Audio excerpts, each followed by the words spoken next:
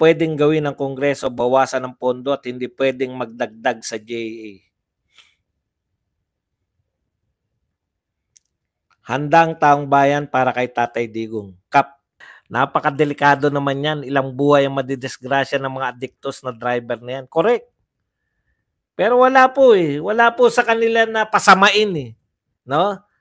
Hindi po sinabi na tatanggalan ng lisensya. Wala po. Dito po, Lex, good afternoon po, Sir Bad. Sir Badong, ano tong pinakita na naman ni Bukbok na baha sa Davao kahit walang ulan? Hindi ko na sasagutin yan. Nood kayo na nood. Bahala na kayo sumagot kung anong gusto nyo mangyari.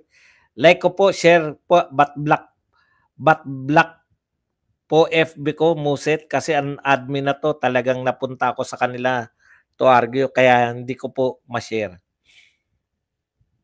Nakakapagod din kaya panay hearing, people power lang ang solusyon yan. Ginagamit lang yung strategy na ICC. Wala naman po ang ICC po, no? ICC, yung inyong prosecutor na sa Karimkam, may kaso po, panghihi po.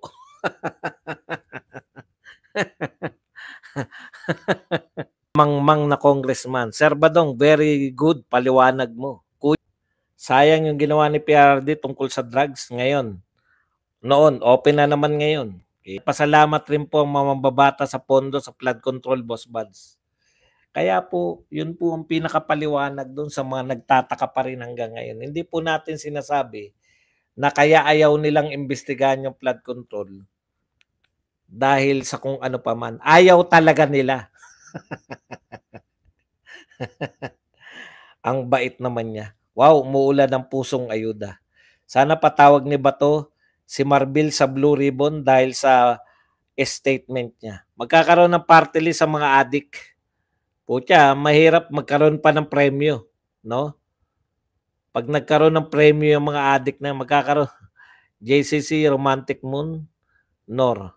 Boss Bad, sa pahayag ni Mar Ibil, binigyan ng go signal, pwedeng magbintang ng droga at hinihikayat nag-adik ang Pilipino. Nakakatakot po yan. Kahit hindi niya po alam na yun po yung epekto.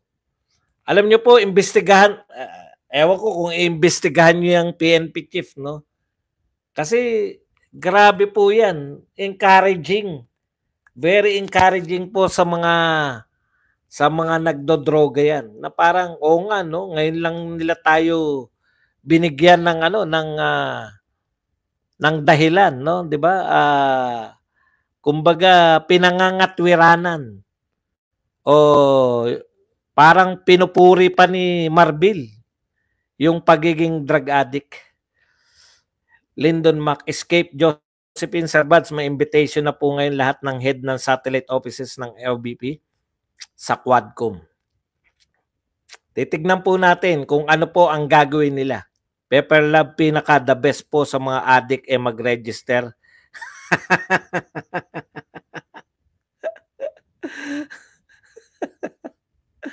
Para alam natin na legal silang addict po.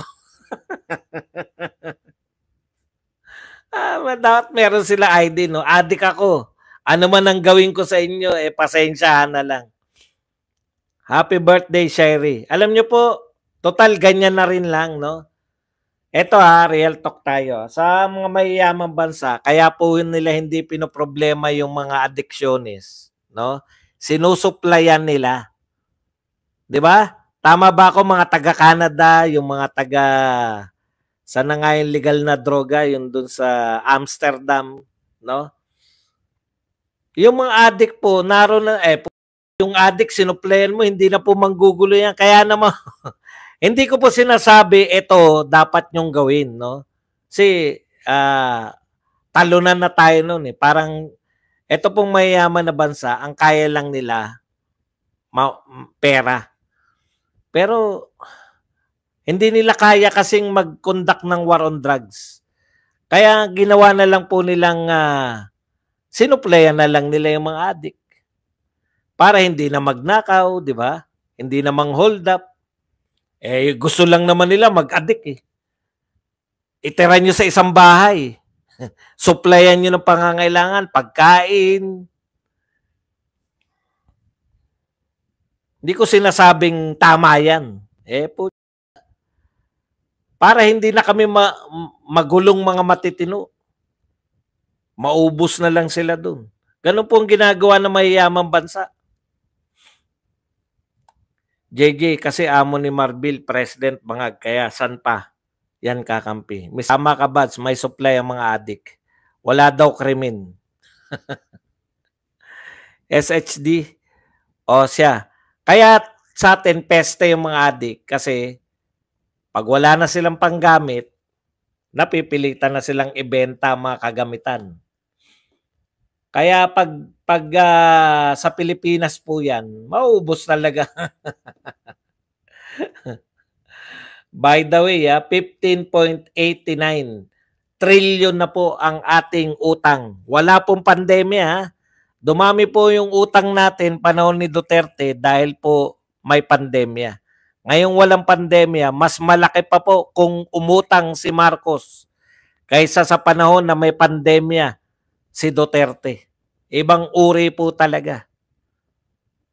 Ibang klase mag-isip eh. Di ba?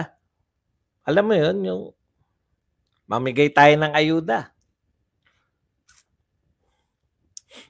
Miss Butterfly, happy relaxation. Happy birthday, Baste. Grego, tagal mong na hinihintay ko. Grego, tagal mo, hinihintay ka. Nakaabot nga ang supply sa Malacanang. Yeah. Si Pinky Web, di man lang kinundi na Boss Buds. Alam mo na. Sanayan lang yan. Kuya, sabi ni Shell, Kuya, trabaho din ang pagtutulak. Parang isang adik na nasa Malacanang, may supply ng pagkain at iba pang luho. The best ang war on drugs ni PRRD. Thank you sa generosity nyo po, Sir Pusong. Registered din daw kasi ang mga pusher sa Dole. Ang drugs may sariling ekonomiya yan, tax-free pa. Sabi ni Abante, nagbebenta daw siya para may pakain sa pamilya.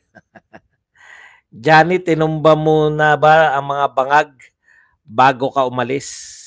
Vote for Senator Marbil, Adik Party List. Lagyan ng bat ang shabu para may kitang gobyerno. Grabe, no? Grabe. Nakakabuisit itong na natin. Tapos gusto pa nila ng chacha. Di wow. Yung adik dito sa amin, pinagnanakaw ang mga bote ng Redos ko. Kaya nga si Ardito may bote ng Red Doors para hindi na po siya nagde-deposito sa tindahan. Ninakaw pa. Kuya, at least honest admin. Kuya, hanap buhay ang pagtutulak. Marami talagang gumagamit mga bus driver. Totoo naman yun, pero yung bigyan pa sila ng ng pagkilala, sobra naman. Nakaka-high blood. Nauutal-utal din si Marbil, parang bumabatak din. Napansin mo ba, Boss Buds? Medyo napansin natin. Kaya, alam nyo na. Wala na talagang mapupuntahan. Parang, yan ba ang requirements para ka ma-promote o malagay sa pwesto? Salute. Boss Buds, bote for Adik Party List. Mabilis kaya yumaman dyan sa pagtutulak. Pasukin ko yan. Pagtutulak ng kariton. Boss Buds, ginagamit sa trabaho, sabi ni Marbil, ang droga, kaya naglipana na ang riding in tandem. Halos araw-araw ang sisipag. Laging mulat ang mata. Sir, paki-explain una sa balita, uli sa impormasyon, Bisaya kasi ako, thank you. Una sa balita, kasi po, nung una po ko pong ginamit yan sa boxing. Ano po dati yan? Yung una sa balita, una sa impormasyon. Yun po yun eh. Laging una. Ting babanggitin ko po yun, may magko-comment. Sabi po ng isa, binalita na yun ni Boy Bakal yan. Para mawala na po yung reaction na hindi ako ang nakauna sa pagbabalita nun. Tinanggal ko na una sa balita, huli sa impormasyon. Ayun. Kaya wala na po ako naging problema na nagre-react. Hindi naman ikaw unang nagbalita niyan, eh. Narinig ko na yan kay gano'n, eh. Yun po yun, 'no. Kaya po naging una sa balita, huli sa impormasyon. Iyan. Ayan, mga kabatas natin. Ang ganda ng boses ni attorney. Attorney, lapit mo ulo mo. Masahihin natin. Sherry, oo naman, may adobong kambing naman o kaya kaldereta, yummy. Ang kanding, ang urig na kaldereta. Yeah. Moon, di pa ako nakakain nun. Ano ka ba, Sherry? Hindi ka pa nakakain ng kambing? Masarap yan. Ilocano po asawa ko, masarap. Mas masarap din po papaitang kambing. Correct? Kaldereta kambing siguro masarap, kuya. Adobo, di ko ma-imagine. Wag mong imaginein. Tikman mo. Sir, meron pa isang bagyo namumuo. Sir, parang ang laki, kawawa Pinas, under Marcos, hindi alam ang gagawin. Kapi aso naman, Diyos ko po. Di daw adik ang gumagamit ng drugs, sabi ni Marbil. Correct. Yan daw ay pangangailangan sa ekonomiya.